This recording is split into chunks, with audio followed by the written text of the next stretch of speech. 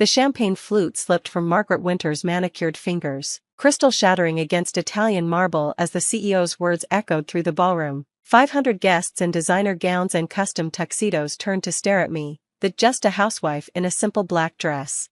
Ladies and gentlemen, CEO Harrison Blake continued, his voice carrying across the stunned silence. Please join me in welcoming the new majority shareholder of Winters Industries, Mrs. Sophia Winters. I stood slowly, my husband Daniel's hand finding mine under the table, and walked toward the stage through a sea of dropped jaws and whispered speculation. My mother-in-law's face had gone from champagne pink to ghostly white, her carefully botoxed features frozen in shock. But I'm getting ahead of myself. To understand this moment, you need to know about the last 5 years of family dinners, subtle insults, and the secret I'd been keeping since before I even met Daniel. I'm Sophia Chin Winters, 32, and according to my in-laws, I'm everything wrong with their son's life. Too ethnic, couldn't you find a nice white girl? Daniel? Too quiet, she barely speaks at dinner. It's unsettling. Too domestic, what kind of ambition is raising children? And most damning of all, too poor, she probably trapped him for the money.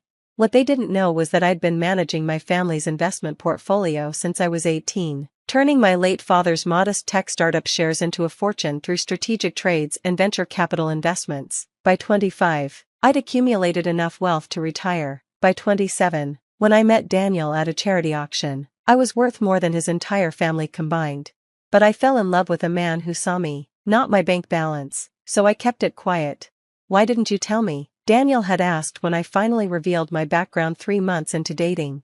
Because I wanted you to love me for me, not for what I could buy you. He'd pulled me close and whispered, I'd love you if you were actually the barista you pretended to be. We married a year later in a small ceremony. His family attended grudgingly, his mother Margaret spending the entire reception lamenting the lack of proper society connections my family brought to the table. My mother, a retired mathematics professor, simply smiled and said nothing about the patents she held or the companies she'd helped build. The real torture began after the wedding. Every Sunday dinner at the Winters estate became an exercise in endurance. Margaret would parade her daughter Patricia's achievements, Harvard MBA, junior partner at a law firm, married to a senator's son. Then she'd turn to me with that practiced smile that never reached her eyes. And how's the homemaking, Sophia? Found any good recipes on Pinterest? Actually, I've been working on. Oh, that's nice, dear. Though I suppose when one doesn't have a real career, hobbies become very important. Daniel would squeeze my hand under the table, but I'd learned not to respond. Margaret Winters had been Queen Bee of Connecticut high society for 40 years. She knew exactly how to cut without leaving visible wounds. His father, Richard, was worse in his own way, the founder of Winters Industries, a manufacturing conglomerate worth hundreds of millions. He treated me like the hired help. During one particularly memorable dinner, he'd actually asked me to refill his wine glass, forgetting, or pretending to forget, that I was his daughter-in-law, not the waitstaff. She's a gold digger. I once overheard Patricia telling her friends at a garden party. Daniel's too blind to see it, but she targeted him. Probably researched our family's net worth before she ever accidentally bumped into him at that charity thing. The irony was delicious. I donated $2 million to that charity anonymously. For 5 years, I endured it. I decorated our home, hosted dinner parties, volunteered at literacy programs, and yes, I spent time on Pinterest, because after years of 80-hour weeks managing investments, I'd discovered I actually enjoyed cooking. Sue me. Daniel knew something was off. He'd find me in my home office sometimes, poring over financial documents I'd quickly minimize when he entered. Working on the household budget again? He'd tease. Something like that. I'd reply, closing my laptop on quarterly reports from companies I'd invested in. He never pressed. He trusted me, and that trust was everything. The breaking point came 6 months ago at Margaret's 65th birthday party. 200 of Connecticut's elite gathered at the country club, and I'd spent weeks helping plan the event. Not that anyone acknowledged it. Poor Daniel. I heard Margaret telling her friends by the dessert table, he could have had anyone. The Ashford girl was practically throwing herself at him. She's a cardiac surgeon now, you know. Instead, he chose, well, I suppose she's pretty enough. That's something. She is standing right there. Mother, Patricia added with a laugh, though I suppose when you contribute nothing to society, you have time to eavesdrop. I'd excused myself to the bathroom and spent 10 minutes doing breathing exercises. Daniel found me there, tears ruining my carefully applied makeup. We're leaving, he said firmly. No, that's what she wants. For me to make a scene, to prove I don't belong. Sophia, I'm fine, let's go back. But I wasn't fine. That night, I made a decision. Richard Winters had built his empire through manufacturing, but like many traditional businesses, he'd been slow to adapt to changing times. Winters Industries was hemorrhaging money, propped up by legacy contracts and Richard's reputation. They needed a massive cash infusion and strategic restructuring to survive. I started buying shares. Not directly, that would have been too obvious, through shell companies, investment trusts, and strategic partners I'd cultivated over the years. Every time a shareholder got nervous about quarterly losses, I was there with a generous offer. When board members quietly divested, my representative swooped in. It took 6 months and approximately $180 million, but by last week, I controlled 51% of Winters Industries. The night before the gala, I finally told Daniel everything. You're, what? He stared at the documents spread across our dining room table. I'm worth approximately $500 million, I said quietly. Well, $320 million after buying your father's company, Sophia. How? So I told him. About my father's startup. About teaching myself trading at 15. About turning $100,000 into $10 million by 22. About the venture capital firm that thought I was just the pretty assistant until I revealed I was actually their biggest investor. Why didn't you tell me? His voice was hurt, confused. Because I loved being your wife. Not your rich wife. Not your investor wife. Just yours. And I didn't want to deal with your family's reaction. So why now? I pulled up the latest financial reports. Because your father is about to lose everything. Winters Industries is 3 months from bankruptcy. Your mother's social position. Patricia's trust fund. Your father's legacy. It's all about to disappear. And you're going to save it? I'm going to transform it. But first, I smiled. First, I'm going to have a little fun. The gala was perfect. Margaret had outdone herself with the decorations, crystal chandeliers, exotic orchids, a string quartet playing softly. She swept through the crowd in custom Chanel, accepting compliments on her taste and connections. Darling, she air-kissed a friend, you must meet Patricia's new husband. He's just been made partner at, oh, Sophia. Her smile faltered slightly seeing me. Don't you look adequate? Is that off the rack? It's Armani, I replied evenly, from their couture line. How ambitious of you. She turned back to her friend. Anyway, as I was saying about people who actually contribute to society, that's when Harrison Blake took the stage. Before we begin tonight's program, he said, I have an important announcement about the future of Winters Industries. Richard puffed up in his chair, clearly expecting some honor or accolade. As you know, these have been challenging times for our company, but tonight, I'm thrilled to announce that we've received a significant investment from Chin Capital, which has acquired a controlling interest in Winters Industries. The murmur that went through the crowd was like wind through autumn leaves. Richard's face went red, then purple. Chin Capital? He sputtered. Who the hell? Furthermore, Harrison continued, I'm delighted to introduce you to the woman behind Chin Capital, our new majority shareholder, Mrs. Sophia Winters. The walk to that stage felt like floating. 5 years of dismissive comments, snide remarks, and outright insults fuel each step. Daniel's hand on my back steadied me, his pride radiating like warmth. Thank you, Harrison, I said into the microphone, my voice carrying clear and strong. I know this comes as a surprise to many of you, particularly my family. I looked directly at Margaret, who appeared to be having a small stroke.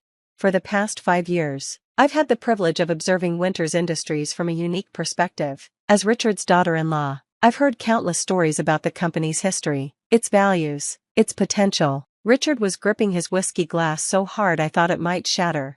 I've also observed its challenges, declining market share, resistance to innovation, a board that values tradition over transformation. That ends now. You can't do this, Richard roared, standing up. This is my company. I corrected gently. It was your company, and you drove it into the ground with your refusal to adapt. Your stock price has dropped 60% in 2 years. You're hemorrhaging talent to competitors. Your factories are using technology from the last century. How dare you? Sit down, Richard, I said quietly, and something in my tone made him comply. I'm not finished. I turned back to the audience. Winters Industries has incredible bones, talented workers, valuable patents, strategic partnerships. What it lacks is vision. That's what Chin Capital brings to the table. Starting Monday, we'll be implementing a comprehensive restructuring. Yes, Richard, you'll be stepping down as CEO. Harrison will be taking over operational duties while we search for a permanent replacement. Patricia's husband was frantically Googling on his phone. His eyes widened as he found what he was looking for, shoving the screen at Patricia, who went pale. We'll be investing $50 million in updating our manufacturing facilities, another $30 million in R&D. We're going to transform Winters Industries from a dinosaur into a leader in sustainable manufacturing. And the board? Someone called out. I smiled. The board will be restructured to include individuals with actual expertise in modern manufacturing, not just Richard's golf buddies. Though don't worry, gentlemen, I'll make sure your exit packages are generous. Margaret finally found her voice. This is impossible. You're nobody, a housewife. You married my son for his money. Actually, Margaret, I said sweetly, your son married me for my personality, though I suppose that's hard for you to understand, since yours is so lacking. The gasp from the audience was audible. Let me be clear, I continued. I've spent 5 years listening to how I'm not good enough, not white enough, not connected enough, not ambitious enough. Meanwhile, I've been managing a portfolio worth more than everyone in this room combined. I pulled up my phone and projected some numbers onto the screen behind me. Chen Capital, founded when I was 22. Initial investment, $2 million. Current value, $500 million. Number of companies in our portfolio, 47. Average ROI, 340%. But you said you were a barista, someone called out. I said I was working at a coffee shop when I met Daniel. I didn't mention I owned the chain. Daniel's shocked laugh carried across the room. You see, I said, looking directly at my mother-in-law, I could have destroyed this company, could have bought it and dismantled it for parts. The patents alone are worth more than what I paid. Margaret was swaying slightly, clutching Patricia's arm. But I won't, because despite everything, I love my husband, and this company is his family's legacy, so I'll save it, transform it, make it something to be proud of again, under one condition, I added, enjoying the way Richard leaned forward desperately. What condition? He growled. Sunday dinners are at our house from now on, and Margaret, you'll be bringing dessert. Store-bought is fine. I know cooking isn't your strong suit. The laughter that rippled through the crowd broke the tension. Even Harrison cracked a smile. Oh, and Patricia? I turned to my sister-in-law. That cardiac surgeon you mentioned earlier, Dr. Ashford? She's one of my closest friends. We serve on 3 charity boards together. She told me about Daniel turning her down, said he was clearly in love with someone else. That was a week before I met him. Patricia's mouth opened and closed like a fish. Any questions? I asked the room at large. Richard stood again, more subdued this time. Why? Why save the company? Or why hide who I was? Both. I considered the question. I hid because I wanted a real family. I wanted to be loved for who I am, not what I'm worth. As for saving the company, consider it a wedding gift, 5 years late. But then again, you never gave us one either. Sophia. Margaret's voice was small, defeated. You what? Margaret? You're sorry? For which part? Calling me a gold digger? Treating me like the help? Making sure I knew every single dinner that I wasn't good enough for your precious son? All of it, she whispered. I pretended to consider. No, I don't think I'll accept that apology. Not yet. Maybe after you've spent 5 years being dismissed and diminished. Ask me again in 2029. I stepped down from the stage and walked back to Daniel, who pulled me into his arms. You're incredible, he murmured against my hair. Also terrifying, but mostly incredible. Are you angry? About the secrets? I'm processing, he admitted, but mostly I'm in awe. My wife, the secret billionaire, multimillionaire, I corrected, and not so secret anymore. The rest of the gala was a blur. People approaching with congratulations, business cards, investment proposals. Richard and Margaret left early, Patricia trailing behind them. Harrison stayed close, discussing transition plans and asking surprisingly insightful questions about my vision for the company. You know, he said quietly, I've been waiting 20 years for someone to stand up to Richard. Thank you. Don't thank me yet, I warned. The real work starts Monday. The drive home was quiet. Daniel held my hand, processing everything he'd learned. So the home office, he started, is actually my command center. Yes, and the cooking hobby is a real hobby. Turns out I actually like domesticity when it's a choice, not an expectation. And the Pinterest boards? I laughed. Okay, those were mostly for show, though I did find some excellent soup recipes. He pulled into our driveway, our modest colonial that Margaret always sniffed at for being too middle class. No regrets? He asked. About revealing everything? None. I'm tired of being underestimated. Mom's going to need therapy. I'll pay for it. Consider it part of her severance package. She's not actually on the company payroll. Oh, I know, but she's been taking a consulting fee of $10,000 a month for the last 15 years. We'll be terminating that arrangement. Daniel whistled. You really did your homework. I've had 5 years to prepare. Inside, I kicked off my heels and went straight to the kitchen, pulling out ingredients for midnight pasta. Daniel watched from the doorway, a strange expression on his face. What? I asked, heating olive oil in a pan. Just reconciling things. My wife the homemaker, my wife the business mogul, my wife who's currently making carbonara at 1 a.m. in a ball gown. I contain multitudes, I said, cracking eggs into a bowl. That you do. He came up behind me, wrapping his arms around my waist. I love you, all of you, even the parts you hid, even the part that owns your father's company, especially that part. It was beautiful watching you destroy them with spreadsheets and politeness. We ate pasta at our kitchen island, still in formal wear, planning the future, the companies I wanted to acquire, the innovations we could implement, the scholarships we'd fund, the foundation we'd build. No more hiding, Daniel said firmly. You're brilliant. The world should know it. No more hiding. I agreed, though I'm keeping the Pinterest boards. Some of those recipes really are excellent. My phone buzzed. A text from Margaret. We need to talk. I showed it to Daniel, who laughed. What are you going to do? Nothing tonight. Let her stew. Tomorrow, maybe I'll invite her for coffee, at one of my cafes. Evil. I like it. Another text. This one from Patricia. I googled you. Holy shit. At least she's succinct, Daniel observed.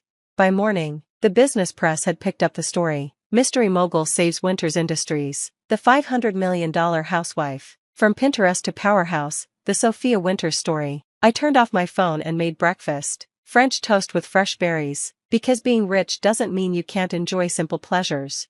Daniel came down, hair still mussed from sleep. Journal's been calling. Wall Street Times wants an interview. Forbes is begging for a profile. After breakfast, I said, sliding a plate across to him. You know what the best part of last night was? He asked, drowning his toast in syrup. What? When Mom choked on her champagne. I've never seen her speechless before. That was satisfying, I admitted. What's the plan for the company, really? I pulled out my tablet, showing him the presentation I'd prepared. Full modernization, sustainable practices, employee ownership programs. We'll make it a place people want to work, not just a paycheck. And my father? Gets a nice office with no actual power. He can keep the title founder and tell war stories to anyone who'll listen. Generous, considering. I'm not cruel, Daniel, just tired of being underestimated. The doorbell rang. We looked at each other. Too early for visitors, Daniel said.